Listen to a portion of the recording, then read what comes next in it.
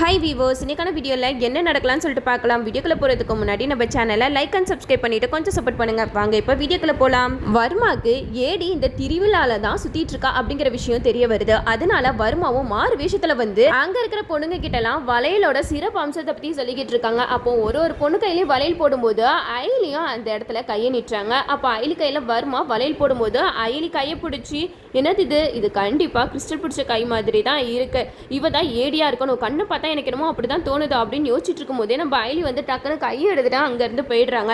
அப்போ வர்மாவும் என்னது இது, இந்த பொண்ணு டக்குன்னு கையை எடுத்துட்டு போறா, ஒருவேளை இவ தான் ஏடியா இருக்கணும், இவ பின்னாடியே நம்ம போவோம், கண்டிப்பா இவ யாரையோ தேடி தான் போறா அப்படின்னு சொல்லிட்டு அயலி பின்னாடியே போறாங்க. ஒரு பக்கம் ரித்திகா வந்து கபிலன் மேல செம கோவத்துல இருக்காங்க.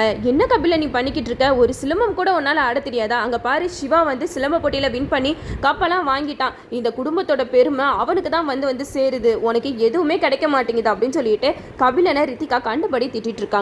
அந்த இடத்துல செல்வராணி வராங்க. செல்வராணி வந்து ரித்திகா கிட்ட சொல்றாங்க, இங்க பாரு ரித்திகா, நடக்கிறதெல்லாம் பார்க்கும்போது எனக்கே செம்ம கடுப்பா வருது, அந்த ஐலி சிவா இவங்க ரெண்டு பேரும் என்னமோ இந்த குடும்பத்தை ஆளுங்க மாதிரி எல்லாத்துலயுமே பங்கெடுத்துக்கிட்டு இருக்காங்க, அது மட்டும் இல்லாம இந்த சிவா வந்து நானும் இந்த செங்கோட்டையன் குடும்பத்துல ஒருத்தன் அப்படின்ட்டு இந்த சிலம்பத்துல எல்லாம் கலக்கிட்டு இருக்கா, இதெல்லாம் பார்த்தா எனக்கு என்ன தோணுதுன்னு எனக்கு தெரியல அப்படிங்கிற மாதிரி செல்வராணி ஒரு பக்கம் புலம்பிக்கிட்டு இருக்காங்க. அப்பதான் ஜமுனா வராங்க. ஜமுனா வந்து சொல்றாங்க, இங்க பாருங்க, இதுக்கு ஒரே வழி, உங்களை அசிங்கப்படுத்தின ஐலி சிவா இவங்க ரெண்டு பேர் மேலேயும் ஏதாவது பழிய போட்டு இந்த வீட்டை விட்டே துரத்தணும், அப்பதான் உங்களால நிம்மதியா வாழ முடியும் அப்படிங்கிற மாதிரி சொல்ல, இதை கேட்ட செல்வராணி சொல்றாங்க, எது எப்படியோ கண்டிப்பா இந்த திருவிழா முடிஞ்சு போகும்போது அவங்க ரெண்டு பேருமே நம்ம வீட்டுக்குள்ள வரவே கூடாது, அவங்க இருக்கிறது எனக்கு சுத்தமா பிடிக்கவே இல்லை, என் பையனுக்கு கிடைக்க வேண்டிய மரியாதை எல்லாமே அந்த சிவாவுக்கு கிடைக்குது, அந்த சிவா யார், ஒரு அனாதை பையன், அவன் வந்துட்டு எங்க குடும்பத்துல உரிமை கொண்டாடிக்கிட்டு இருக்கான், இந்த இந்திராணியை சொல்லணும் உனா சிவா தன்னோட தம்பி அப்படின்னு சொல்லிட்டு அவ தான் ரொம்ப தலையில தூக்கி வச்சுட்டு ஆடிட்டு இருக்கா அப்படிங்கிற மாதிரி செல்வராணி ரித்திகா கிட்ட சொல்றாங்க. இங்க பாரு ரித்திகா, நம்ம இதுக்கப்புறமும் சும்மா இருக்கக்கூடாது, சீக்கிரமா ஏதாவது ஒரு வேலை பண்ணணும் அப்படின்ட்டு யோசிச்சுட்டு இருக்கும் போதே இந்த சைடு நம்ம இந்திராணி வந்து செலியனை தான் பார்த்துக்கிட்டு இருக்காங்க. செலியன் பாவை இவங்க ரெண்டு பேருமே ரொம்ப அன்பா பாசமா இருக்கிறத பார்த்து நம்ம இந்திராணி வந்து மனசுக்குள்ள குற்ற உணர்ச்சியில ஃபீல் பண்ணிக்கிட்டு இருக்காங்க. ஒரு அப்பா பிள்ளை ரெண்டு பேருமே எவ்வளவு பாசமா இருக்காங்களே, இவங்க ரெண்டு பேரையும் நம்ம பிரிச்சு வச்சுக்கிட்டு இருக்கோமே அப்படிங்கிற மாதிரி நினைச்சுக்கிட்டு இருக்காங்க. இதெல்லாம் பார்த்துட்டு இருந்த செல்வராணிக்கு ஒரு பயம் வருது. என்னது இது, இந்திரா எப்பவுமே செலியனை பார்த்தா கோவத்துல கத்துவா, துரத்தி விடுவா, இப்போ என்னன்னா செலியனை பார்த்து ரசிச்சுக்கிட்டு இருக்கா, இதெல்லாம் எங்க போய் முடிய போகுதுன்னு தெரியலையே, போற போக்க பார்த்தா இந்திராணி செலியன் கூட சேர்ந்து வாழ்ந்துருவா போலையே அப்படிங்கிற மாதிரிலாம் ஒரு பக்கம் செல்வராணி கற்பனை பண்ணிக்கிட்டு இருக்காங்க. இது நடக்கவே கூடாது, கண்டிப்பா இந்திராணி வந்து செலியன் கூட சேர்ந்து வாழக்கூடாது, முதல்ல ஐலி சிவாவுக்கு ஒரு முடிவு கட்டுறேன், அதுக்கப்புறம் இந்த செலியன் தானாவே விலைக்கு போயிடுவான் அப்படிங்கிற மாதிரி செல்வராணி மனசுல யோசிச்சுக்கிட்டு இருக்காங்க.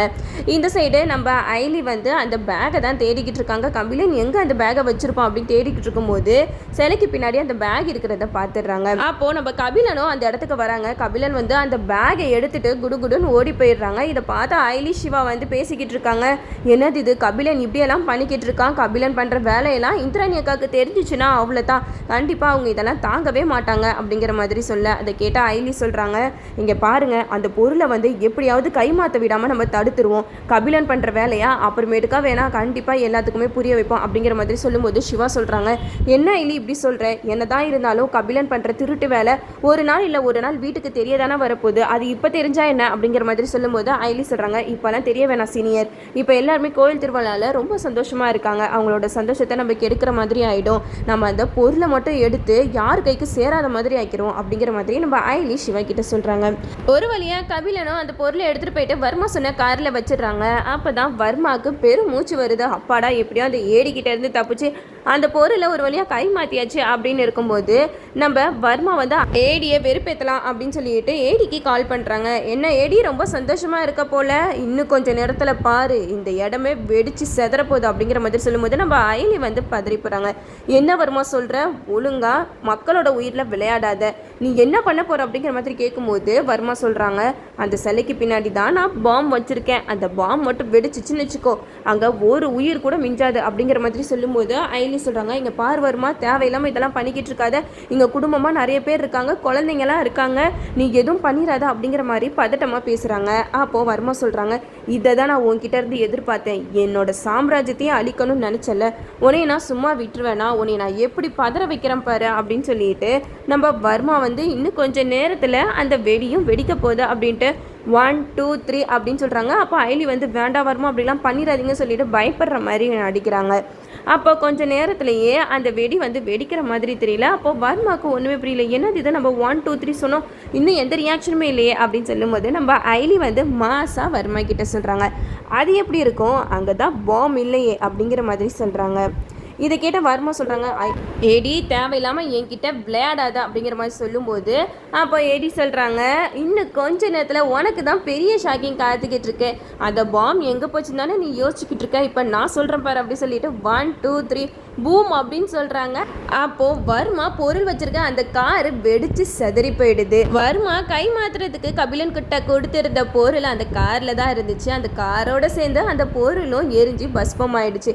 இதை தெரிஞ்ச வர்மா வந்து செம்மையாக கடுப்பாக்குறாங்க, ஏடி நீ ரொம்ப ஓவராக போய்கிட்டு இருக்க, என்னோட தொழிலை நீ ஒழுங்காகவே பார்க்க விட மாட்டேங்கிற, நான் பாட்டுக்கு என்னோட வேலையை தானே பார்த்துக்கிட்டு இருக்கேன், நீ எதுக்காக இடையில வந்து எங்கள் உயிரை வாங்கிட்டு இருக்க, நான் கண்டிப்பாக சொல்கிறேன் உன்னை நான் சும்மாவே விட மாட்டேன், கண்டிப்பாக உன்னோட சாவு என்னோட கையில் தான் அப்படிங்கிற மாதிரி சொல்ல. அதுக்கு ஐலி சொல்கிறாங்க, உன்னால் முடிஞ்சதை பார்த்துக்கோ, நான் இருக்கிற வரைக்கும் இந்த குடும்பத்துக்கும் இங்கே இருக்கிறவங்களுக்கும் எந்த ஒரு ஆபத்தை நான் வர வைக்க விட மாட்டேன், உன்னால் முடிஞ்சதை பண்ணிக்கோடா அப்படிங்கிற மாதிரி வர்மாவை செம்மையாக வெறுப்பேற்றுறாங்க. ஒரு பக்கம் வர்மாவும் அந்த பொருள் போச்சு அப்படின்னு சொல்லிட்டு பயங்கரமாக கதறாங்க, ஏடி உனக்கு என்னைக்கா இருந்தாலும் என் கையால் தான் சாவு, உன்னை நான் சும்மா விட மாட்டேன் அப்படிங்கிற மாதிரி கத்துறாங்க. அப்போது வர்மா வந்து கபிலனுக்கு ஃபோன் பண்ணுறாங்க. கபிலன் என்ன நடக்குது தெரியுமா உனக்கு அப்படின்னு சொல்லிட்டு கேட்க, அதுக்கு கபிலன் சொல்கிறாங்க, என்னாச்சு வர்மா, ஏன் இவ்வளோ டென்ஷனாக இருக்கீங்க அப்படின்னு சொல்லிட்டு கேட்குறாங்க. அப்போது ஏடி பண்ண வேலை எல்லாத்தையுமே சொல்லி காட்டுறாங்க. ஏடி நம்மளோட பொருளை காரில் வச்சு பாமோட சேர்த்து வெடிக்க வச்சிட்டா, பொருளும் போச்சு எல்லாம் போச்சு அப்படிங்கிற மாதிரி சொல்கிறாங்க. இதை கேட்டதுமே கபிலனுக்கு பயங்கர ஷாக் ஆகுது, என்ன வர்மா சொல்கிறீங்க, இப்படியெல்லாம் நடக்கணுமா, நான் வந்து சேஃபாக தானே அந்த பொருளை கை மாற்றினேன் அப்படிங்கிற மாதிரி சொல்கிறாங்க. அதுக்கு வர்மா சொல்கிறாங்க, இனிமேட்டு உன்னை நம்பினா வேலைக்கே ஆகாது கபிலன், உன்னைய நான் இந்த தொழிலில் சேர்த்துக்கவே மாட்டேன், நீ உங்கள் வீட்டோடே இருந்துக்கோ, கண்டிப்பாக நீ வந்தாலே ஏதாவது ஒரு பிரச்சனை நடக்குது, உங்கள் வீட்டிலே தான் உனக்கு எதிராக யாரோ இருக்காங்க, ஆனால் இது வரைக்கும் நீ அதை கண்டே பிடிக்க முடியலனா நீ அப்போ இந்த தொழில் செய்கிறதுக்கு தகுதியே இல்லாதவன் அப்படி இப்படின்னு சொல்லிட்டு கபிலனை வர்மா பயங்கரமாக வெளுத்து எடுக்கிறாங்கன்னு தான் சொல்லலாம். அப்போது கபிலன் சொல்கிறாங்க வர்மா கிட்ட, வர்மா எனக்கு இந்த ஒரு தடவை சான்ஸ் கொடுங்க, கண்டிப்பாக இந்த மாதிரி தப்பு அடுத்த தடவை நடக்காமல் நான் பார்த்துக்கிறேன் அப்படின்னு சொல்ல, அதுக்கு வர்மா சொல்கிறாங்க, உனக்கு நான் நிறைய சான்ஸ் கொடுத்துட்டேன் கபிலன், ஒன்னால தான் இப்போ நம்மளோட தொழில் வந்து டவுனில் போய்கிட்டு இருக்கு, முதல்ல உங்கள் வீட்டில் இருக்கிற அந்த கருப்பு ஆடு யாருன்றதை கண்டுபிடி, அதுக்கப்புறம் தான் நம்மளால் ஒழுங்காக தொழில் பண்ண முடியும் அப்படின்னு சொல்லிட்டு வர்மா வந்து ஃபோனை கட் பண்ணிடுறாரு. இந்த சைடு கபிலன் இதெல்லாம் கேட்டுட்டு பயங்கரமாக டென்ஷனில் கத்துறாங்க. அப்போது ரித்திகா வராங்க. ரித்திகா வந்து கபிலன் கிட்ட கேட்குறாங்க, என்னாச்சு கபிலன், எதுக்காக இப்படி கத்துறீங்க அப்படி சொல்லிட்டு கேட்க, அதுக்கு கபிலன் சொல்கிறாங்க, எல்லாம் போச்சு ரித்திகா, எனக்கு கிடைக்க வேண்டிய எல்லா உரிமையும் அந்த சிவாவுக்கு தான் கிடைக்குது அப்படிங்கிற மாதிரி மாற்றி சொல்லிடுறாங்க. அப்போ ரித்திகா சொல்கிறாங்க, இந்த வெறி உனக்குள்ளே இருக்கணும் கபிலன், அப்போ தான் நம்ம சிவா ஐலி 2 பேரையுமே பழி வாங்க முடியும் அப்படிங்கிற மாதிரி நம்ம ரித்திகா வந்து கபிலனை ஏற்றி விட்டுட்டு இருக்காங்க. நம்ம இதுக்கு மேலே சும்மா இருக்கக்கூடாது, அவங்க 2 பேரும் இந்த வீட்டை விட்டு போனால் மட்டும்தான் அடுத்து நம்ம ராஜ்யம் பண்ண முடியும், அப்படி இல்லைனா நம்ம எப்போவுமே இப்படி எல்லாரும் முன்னாடியும் அசிங்கப்பட்டுக்கிட்டே தான் இருப்போம் அப்படிங்கிற மாதிரி ரித்திகா கபிலன் கிட்ட சொல்கிறாங்க.